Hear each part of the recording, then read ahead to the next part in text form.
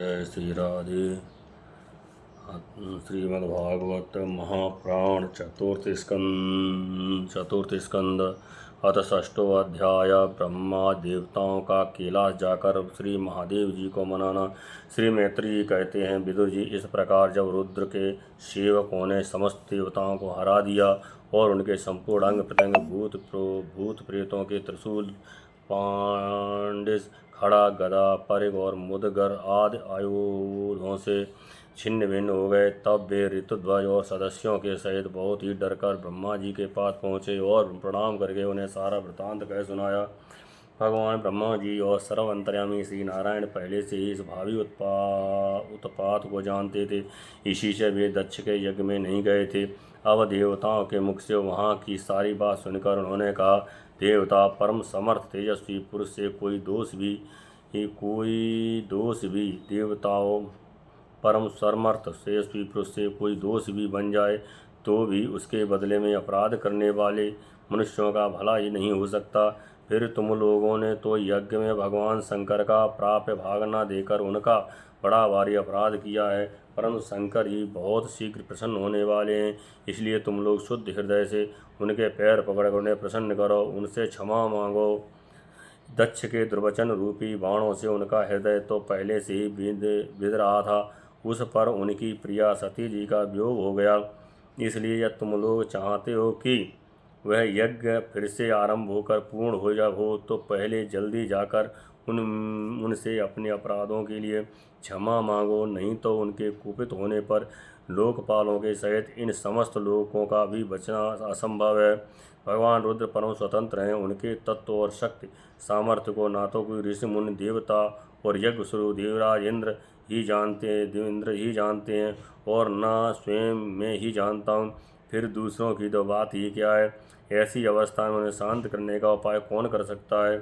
देवताओं से इस प्रकार कहकर ब्रह्मा जी उनको प्रजापतियों और पितरों को साथ ले अपने लोक से पर्वत श्रेष्ठ कैलाश को गए, जो भगवान शंकर का प्रिय धाम है। उस कैलाश पर औषधि, तप, मंत्र तथा योग आदि उपायों से सिद्ध को प्राप्त हुए और जन्म से ही सिद्ध देवता नित्य निवास करते हैं। किन्नर, गंधर्व और अप्सरा सदा वहाँ बने रहते हैं। उसके मणिमय शिखर हैं, जो नाना प्रकार की धातुओं से रंग बिरंगे प्रतीत होते हैं। उस पर अनेक प्रकार के वृक्ष, लता और गुलमाद छाए हुए हैं, जिनमें झुंड के झुंड जंगली पशु विचरते हैं। वहाँ निर्मल जल के अनेकों झरने बहते हैं और बहुत सी गहरी कंदरा और ऊंचे शिखरों के कारण वह पर्वत अपने प्रियतमों के साथ विहार करती हुई सिद्ध पत्नियों का क्रीड़ा स्थल बना हुआ है। अब सब और मोरों के शोर, मंदांध भ्रमरों के गुंजार, कोयलों की कुहू ध्वनि तथा अन्य पक्षियों के कलवर से गूंज रहा है। उसे कलवृक्ष अपनी ऊंची ऊंची डालियों को हिला हिलाकर मानव पक्षियों को बुलाते रहते हैं तथा हाथियों के चलने फिरने के कारण वह केला स्वयं चलता हुआ सा और झरनों की कलकल ध्वनि से बातचीत करता हुआ सा जान पड़ता है। मंदार, पारिजात, सरल, तमाल, साल, ताड़, कचनार, असन और अर्जुन के वृक्षों से वह पर्वत बड़ा ही सुहावना जान पड़ता है। आम, कदम्ब, नीम, नाग, पुन्नाग, चंपा, गुलाब, अशोक, मुलश्री, कुंद, पुरवर, सुनहरे, शतपत्र कमल, इलायची और मालती के मनोहर लताएँ तथा कुब्जक, मोगरा और माधवी की बेलें भी उसकी शोभा बढ़ाती हैं। कटहल, गूलर, पीपल, पाकर, बड़, गूगल, भोजवृक्ष, औषध जात के पेड़, केले आदि जो फल आने के बाद काट दिए जाते हैं, सुपारी, राजपूंग, जामुन, खजूर, आंवला, आम, पियाल, महुआ और लिसोड़ा आदि विभिन्न प्रकार के वृक्षों तथा पोले और ठोस बांस के झुरमुंडों से वह पर्वत बड़ा ही मनोहर मालूम होता है।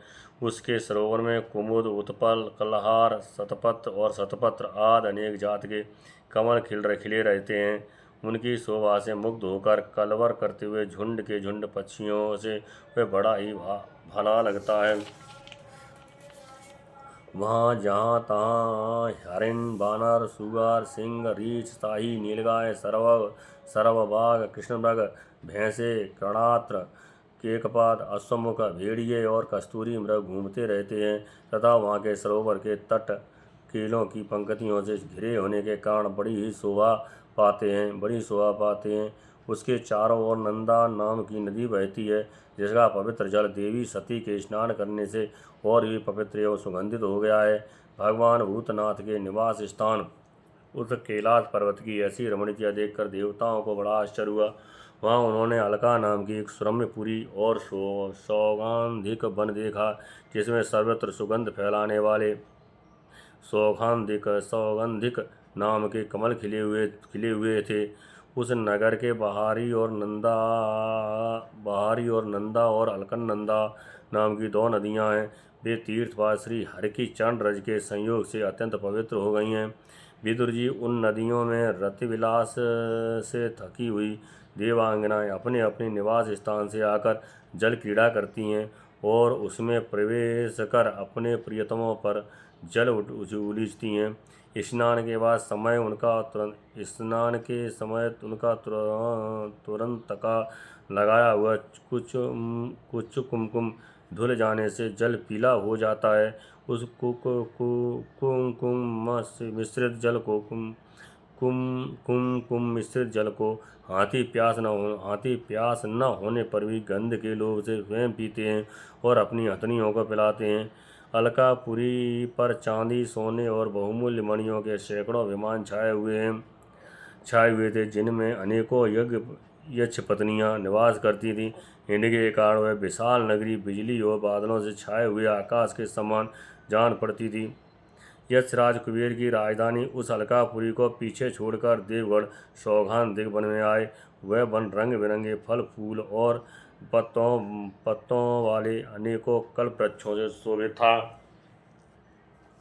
उसमें कोकिल आदि पक्षियों का कलरव और भौरों का गुंजार हो रहा था तथा राजहंसों के परम प्रिय कमल कुसुमों से सुशोभित अनेकों सरोवर थे। वह वन जंगली हाथियों के शरीर की रगड़ लगने से घिसे हुए हरिचंदन वृक्षों का स्पर्श करके चलने वाली सुगंधित वायु के द्वारा यक्ष पत्नियों के मन को विशेष रूप से मथे डालता था। बावलियों की सीढ़ियाँ वैदूर्य मणि की बनी हुई थीं। उनमें बहुत से कमल खिले रहते थे। वहाँ अनेकों किम पुरुष जी बहलाने के लिए आए हुए थे। वे इस प्रकार उस वन की शोभा निहारते। जब देवगढ़ कुछ आगे बढ़े तब उन्हें पास ही एक बट वृक्ष दिखलाई दिया। ये वृक्ष 100 योजन ऊंचा तथा उसकी शाखाएं 75 योजन तक फैली हुई थीं। उसके चारों ओर सर्वदा अविचल छाया बनी रहती थी, इसलिए घाम का कष्ट कभी नहीं होता था तथा उसमें कोई घोंसला भी न था। उस महायोगमय और मुमुक्षुओं के आश्रयभूत वृक्ष के नीचे देवताओं ने भगवान शंकर को विराजमान देखा। वे साक्षात क्रोधहीन काल के समान जान पड़ते थे। भगवान भूतनाथ का श्रीअंग बड़ा ही शांत था। सनंदनाद शांत सिद्धगढ़ और सखा यक्ष राक्षसों के स्वामी कुमेर उनकी सेवा कर रहे थे। जगतपति महादेव जी सारे संसार के सहृदय हैं, स्नेहवश सबका कल्याण करने वाले हैं। वे लोक हित के लिए ही उपासना, चित्त की एकाग्रता और समाधि आदि साधनों का आचरण करते रहते हैं।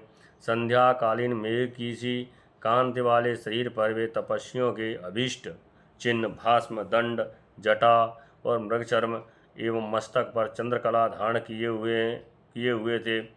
वे एक कुशासन पर बैठे थे और अनेकों साधु श्रोताओं के बीच श्री नारद जी के पूछने से सनातन ब्रह्म का उपदेश कर रहे थे।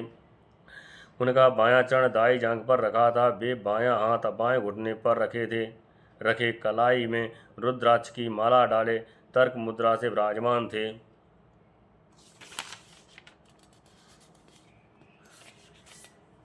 वे योग पट्ट काठ की बनी हुई टेकनी का सहारा लिए एकाग्र चित्त से ब्रह्मानंद का अनुभव कर रहे थे। लोकपालों के सहित समस्त मुनियों ने मननशीलों में सर्वश्रेष्ठ भगवान शंकर को हाथ जोड़कर प्रणाम किया। यद्यपि समस्त देवता और दैत्यों के अधिपति भी श्री महादेव जी के चरण कमलों की वंदना करते हैं तथा वे श्री ब्रह्मा जी को अपने स्थान पर आया देख तुरंत खड़े हो गए और जैसे वामन अवतार में परम पूज्य विष्णु भगवान कश्यप जी की वंदना करते हैं, उसी प्रकार सिर झुकाकर उन्हें प्रणाम किया। इसी प्रकार शंकर जी के चारों ओर जो महर्षियों सहित अन्य सिद्धगण बैठे थे, उन्होंने भी ब्रह्मा जी को प्रणाम किया। सबके नमस्कार कर चुकने पर ब्रह्मा जी ने चंद्रमौली भगवान से, जो अब तक प्रणाम की मुद्रा में ही खड़े थे, हंसते हुए कहा। श्री ब्रह्मा जी ने कहा, देव, मैं जानता हूँ आप संपूर्ण जगत के स्वामी हैं, क्योंकि इस विश्व की योनि शक्ति प्रकृति और उसके बीज शिव पुरुष से परे जो एक रस पर ब्रह्म है, वह आप ही हैं। भगवान आप मकड़ी के समान ही अपने स्वरूप भूत शिव शक्ति के रूप में क्रीड़ा करते हुए लीला से ही संसार की रचना पालन और संहार करते रहते हैं। अपने ही धर्म और अर्थ की प्राप्ति कराने वाले वेद की रक्षा के लिए दक्ष को निमित्त बनाकर यज्ञ को प्रकट किया है। आपकी ही बांधी हुई ये वर्णाश्रम की मर्यादाएं हैं, जिनका नियम निष्ठ ब्राह्मण श्रद्धापूर्वक पालन करते हैं। मंगलमय महेश्वर, आप शुभ कर्म करने वालों को स्वर्गलोक अथवा मोक्ष पद प्रदान करते हैं तथा पाप कर्म करने वालों को घोर नरकों में डालते हैं। फिर भी किसी व्यक्ति के लिए इन कर्मों का फल उल्टा कैसे हो जाता है। जो महानुभाव आपके चरणों में अपने को समर्पित कर देते हैं, जो समस्त प्राणियों में आपकी ही झांकी करते हैं और समस्त जीवों को अभेद दृष्टि से आत्मा में ही देखते हैं, वे पशुओं के समान प्राय क्रोध के अधीन नहीं होते। जो लोग भेद बुद्धि होने के कारण कर्मों से ही आसक्त हैं, जिनकी नियत अच्छी नहीं है, दूसरों की उन्नति देखकर जिनका चित्त रात दिन कूड़ा करता है, और जो मर्म भेदी अज्ञानी अपने दुर्वचनों से दूसरों का चित्त दुखाया करते हैं, आप जैसे महापुरुषों के लिए उन्हें भी मारना उचित नहीं है, क्योंकि वे बेचारे तो विधाता के ही मारे हुए हैं। देव भगवान कमल नाभ की प्रबल माया से मोहित हो जाने के कारण यदि किसी पुरुष की कभी किसी स्थान में भेद बुद्धि होती है, तो भी साधु पुरुष अपने पर दुख कातर स्वभाव के कारण उस पर कृपा ही करते हैं। देववश जो कुछ भी हो जाता है, वे उसे रोकने का प्रयत्न नहीं करते। प्रभु, आप सर्वज्ञ हैं। परम पुरुष भगवान की दुस्तर माया ने आपकी बुद्धि का स्पर्श भी नहीं किया है, अतः जिनका चित्त उसके वशीभूत होकर कर्म मार्ग में आसक्त हो रहा है, उनके द्वारा अपराध बन जाए तो भी उन पर आपको कृपा ही करनी चाहिए। भगवान, आप सबके मूल हैं, आप ही संपूर्ण यज्ञों को पूर्ण करने वाले हैं। यज्ञ भाग पाने का भी आपको पूरा अधिकार है, फिर भी इस दक्ष यज्ञ के बुद्धिहीन याचकों ने आपको यज्ञ भाग नहीं दिया, इसी से ये आपके द्वारा विध्वंस हुआ। अब आप इस अपूर्ण यज्ञ का पुनरुद्धार करने की कृपा करें। प्रभु, ऐसा कीजिए जिससे यजमान दक्ष फिर जी उठें। भगव देवता को नेत्र मिल जाएं, भृगु जी के डाढ़ी मूछ आ जाए और पूषा के पहले के ही समान दांत निकल आएं। रुद्रदेव अस्त्र शस्त्र और पत्थरों की बौछार से जिन देवता और ऋतुध्वजों के अंग प्रत्यंग घायल हो गए, आप ही कृपा से वे फिर ठीक हो जाएं। यज्ञ संपूर्ण होने पर जो कुछ शेष रहे वह सब आपका भाग होगा। यज्ञ विध्वंस कर आज ये यज्ञ आपके ही भाग से पूर्ण हो।